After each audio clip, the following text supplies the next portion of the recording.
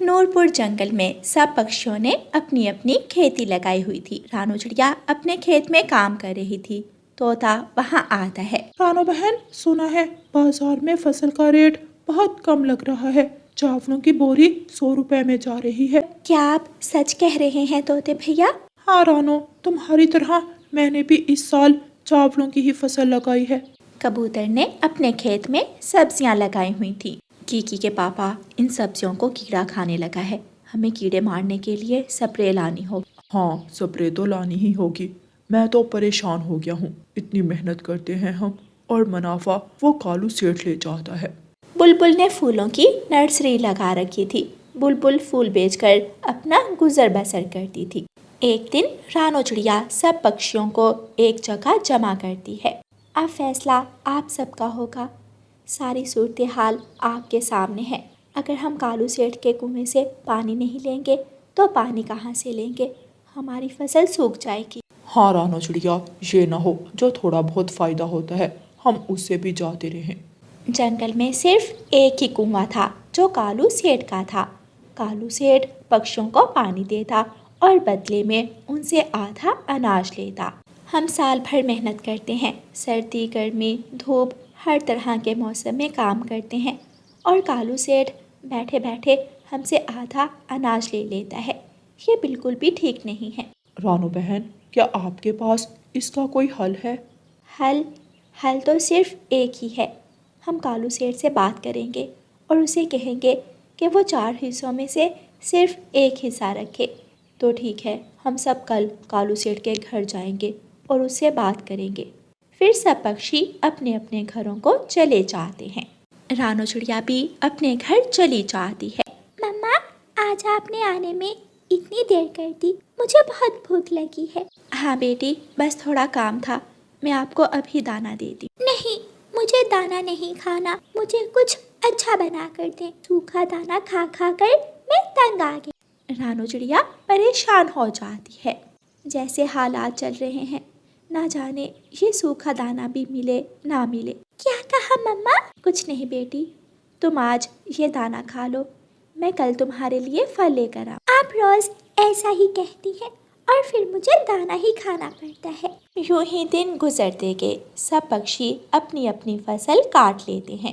रानो चिड़िया भी अपनी चावल की फसल काट लेती है और उसे उठा उठा कर अपने घर ले जाती है। चिड़िया बेटी, तुम इधर बैठ जाओ। ये चावल की फसल जब सूख जाएगी तो हम इसमें से चावल निकाल कर मंडी बेच देंगे। ठीक है मम्मा, मगर आप कहाँ जा रही हैं? चिड़िया बेटी, थोड़ी सी फसल अभी खेत में है, मैं वो उठा कर लाती हूँ।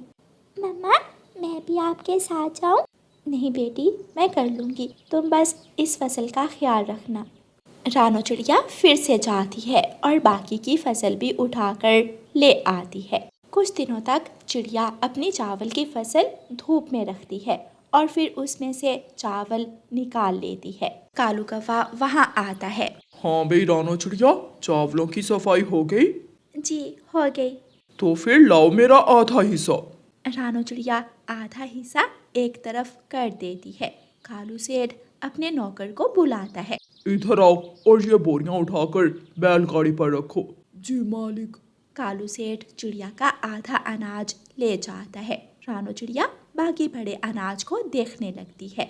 सेठ कालू अपने नौकर को लेकर तोते के पास जाता है। हाँ भाई, आधी फसल। जी कालू सेठ जी, मैंने आपका आधा हिस्सा अलग कर दिया है। कालू सेठ सब पक्षियों से आधा आधा हिस्सा ले जाता है। सब पक्षी फिर से एक जगह जमा होते हैं। अगली फसल लगाने से पहले हमें कालू सेठ से बात करनी होगी। अगर कालू सेठ ना माना तो इस जंगल में सालों से बंद पड़ा कुआं हम साफ करेंगे और हम उससे पानी निकालेंगे। मगर चिड़िया, उस कुएं में तो जिन भूत रहते हैं ना भी ना, मैं तो वहाँ नहीं जाऊंगा। ये सब झूठ है, कुछ नहीं है वहाँ। ये सब भी कालू सेठ की फैलाई हुई अफवाह है ताकि सब पक्षी मजबूर हो जाएं और उसी के कुएं से पानी लें। अगले दिन सारे पक्षी कालू सेठ के पास जाते हैं। तुम सब एक साथ यहाँ, क्या बात है? हम आपसे बात करने आए हैं। हम आइंदा आपको अनाज का चौथा हिस्सा देंगे और 3 हिस्से खुद रखेंगे। मुझे लगता है तुम भूल चुके हो। अगर मैंने पानी बंद कर दिया तो तुम्हारी फसल कभी भी उग नहीं पाएगी। तुम्हें एक बूंद पानी नहीं मिलेगा। मुझे तुम सबका ये फैसला कबूल नहीं है। जाओ, चले जाओ यहाँ से। सब पक्षी मायूस होकर वहाँ से चले जाते हैं। हम आज ही उस कुएं को साफ करेंगे। सब पक्षी मिलकर उस पुराने कुएं को साफ करते हैं। कुछ ही दिनों में उस कुएं से साफ और मीठा पानी निकलने लगता है। सब पक्षी बहुत खुश होते हैं। रानो बहन, बहुत बहुत शुक्रिया। तुम्हारे फैसले ने हमें आज़ाद कर दिया। अब कालू सेठ के कुएं पर कोई पक्षी भी नहीं जा। अब कालू सेठ के कुएं पर कोई पक्षी ना जाता था और कालू सेठ की आमदन का जरिया भी बंद हो गया था। कालू सेठ अब कालू सेठ नहीं रहा था। वो भी अपनी फसल लगाकर खेती बाड़ी शुरू कर देता है और जंगल के दूसरे पक्षी अपनी अपनी खेती करते और खूब मुनाफा कमाते। प्यारे दोस्तों, इस कहानी को लाइक, अपने दोस्तों के साथ शेयर और चैनल को सब्सक्राइब करना बिल्कुल मत भूलना। आपका धन्यवाद। रानो चिड़िया की ऐसी कहानियाँ सुनने के लिए YouTube सर्च बार में रानो चिड़िया की कहानी लिखें या फिर ये बटन दबाकर बोलकर कहें रानो चिड़िया की कहानी। कालू कौवा एक गरीब कौवा था। कालू कौवा मछलियाँ पकड़कर बाजार में बेचकर अपना गुजारा किया करता था, मगर कुछ दिनों से उसे मछलियाँ नहीं मिलती। कालू कौवा परेशान हो जाता है। 3 दिन हो गए, एक भी मछली हाथ नहीं आई। मेरा बेटा भूखा है, क्या करूं? मैं दूसरी तरफ से जाल फेंक कर देखता हूँ। कालू कौवा दूसरी तरफ जाल लगाता है। कालू कौवा बहुत देर तक इंतजार करता है, मगर उसके जाल में कोई मछली नहीं आती। कालू कौवा मायूस होकर अपने घर वापस चला जाता है। जग्गू अपने पापा से कहता है, पापा पापा, क्या आप मेरे लिए कुछ खाने को लाए हैं? नहीं जग्गू बेटा, मुझे आज भी कोई मछली नहीं मिली। मुझे भूख लगी है। मम्मा ने कहा था कि आप खाना लेकर आएंगे। मुझे कुछ खाने को दें। कहा ना, नहीं है मेरे पास कुछ खाने को। जाओ और जाकर अपना काम करो। आप मेरे मासूम बच्चे को कैसे डांट रहे हैं? एक तो हम इसे अच्छा खाना तक नहीं दे पाते और ऊपर से ये सब। तो क्या करूं मैं? अब मर जाऊं। सारा दिन काम करता हूं मगर कुछ हाथ आता ही नहीं। क्या करूं मैं? बताओ मुझे। कालू जी, आप परेशान ना हो, सब ठीक हो जाएगा। गौरी कवि परेशान हाल रानो चिड़िया के पास जाती है। रानो बहन, अगर कुछ खाने के लिए है तो प्लीज। गौरी बहन, ये आप कैसी बातें कर रही हैं? आप मेरी पड़ोसन हैं। ये लें, आज मैंने मीठे चावल बनाए हैं, आप ये ले जाएं। गौरी कवि वो चावल लेकर अपने घर वापिस आ जाती है। ये लो जग्गू बेटा, ये चावल खा लो। जग्गू 3 दिन से भूखा था, वो चावल खा लेता है। अगले दिन कालू कौवा फिर मछलियाँ पकड़ने के लिए जाल फेंकता है, मगर बहुत देर तक उसके जाल में कोई मछली नहीं आती। कालू कौवा मायूस हो जाता है और जाल नदी में गिराकर बैठ जाता है। अचानक उसे कुछ महसूस होता है। कालू कौवा जाल खींचता है तो उसमें एक सुनहरी रंग की मछली थी। ये कैसी मछली है? कितनी सुंदर मछली है ये। इस मछली के तो बहुत ज्यादा पैसे मिल जाएंगे। मुझे छोड़ दो। अगर तुम मुझे छोड़ दोगे तो मैं तुम्हारी एक इच्छा पूरी करूंगी। क्या तुम सच में मेरी इच्छा पूरी कर सकती हो? हाँ, बताओ तुम्हें क्या चाहिए? दौलत, मुझे बहुत सारी दौलत और खाना चाहिए ताकि हम कभी भी भूखे ना रहें। मुझे छोड़ दो और घर जाकर देखो, तुम्हारी इच्छा पूरी हो गई। अगर मुझे दोबारा तुम्हारी जरूरत हुई, अगर मैंने तुम्हें आजाद कर दिया तो मेरा तो नुकसान हो जाएगा। तुम यहीं आकर मुझे आवाज देना, मैं आ जाऊंगी। ये एक मछली का वादा है और हमारा वादा सच्चा होता है।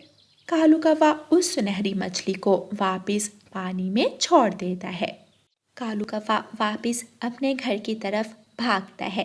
जब कालू कौवा अपने घर को देखता है तो उसका घर एक खूबसूरत घर में बदल चुका था। पापा पापा, देखें, हमारे घर में ढेर सारा खाना भी है। अब हम पेट भर के खाया करेंगे। मतलब वो सुनहरी मछली सच में जादुई हुई थी। कालू जी, ये सब कैसे हुआ? कालू कौवा अपनी पत्नी गौरी कवि को सारी बात बताता है।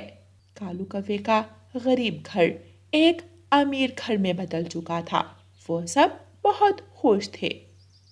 मम्मा, मैं अपने मनपसंद सारे खिलौने खरीदूंगा और हर रोज स्कूल भी ज्यादा पैसे लेकर जाया करूंगा। जग्गू बेटा, अब तुम अमीर हो चुके हो। जो चाहो लो, जो चाहो खरीदो, सब तुम्हारा ही तो है। कालू जी, हमारे मुश्किल वक्त में रानू चिड़िया ने हमारी बहुत मदद की है। उसका बेटा बीमार है। मैं चाह रही थी कि अगर हम चिड़िया की थोड़ी मदद कर दें। गौरी, मैंने ये सब गरीबों में बांटने के लिए नहीं लिया। मैं एक बहुत बड़ी दुकान बनाऊंगा, कारोबार करूंगा मैं। हाँ।